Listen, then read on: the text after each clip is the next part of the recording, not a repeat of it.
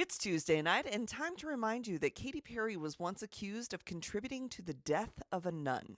Back in 2013, Katy Perry began her quest to purchase the Los Angeles convent owned by the Sisters of the Immaculate Heart of Mary.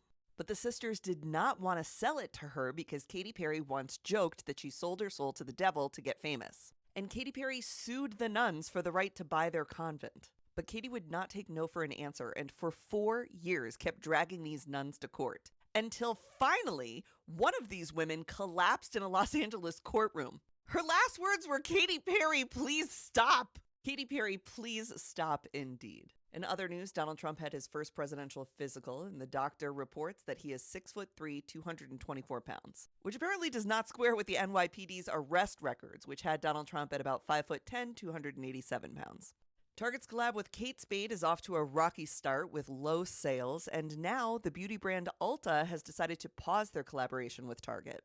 Pepsi has agreed to meet with the Reverend Al Sharpton about his concerns with Pepsi potentially rolling back their DEI efforts. Pepsi has been the #1 cola brand for the Black community since 1940, and about 46% of Pepsi's buyers are Black.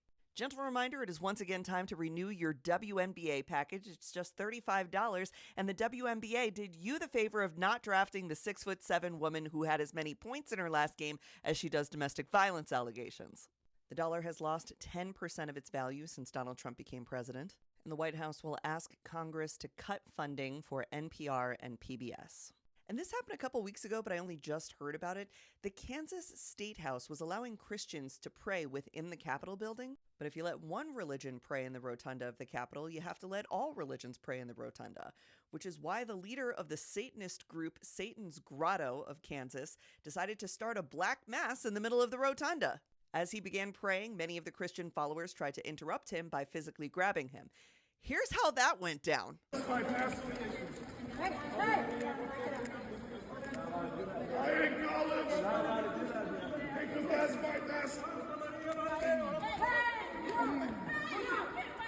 Lastly, Trump wants Harvard University to apologize to him for their refusal to get rid of their DEI programming, and says that he will freeze $2.2 billion in their funding and potentially revoke their tax-exempt status. Breaking now, Dan Caldwell, one of Pete Hegseth's top advisors, was just escorted from the Pentagon after being accused of being involved in a leak.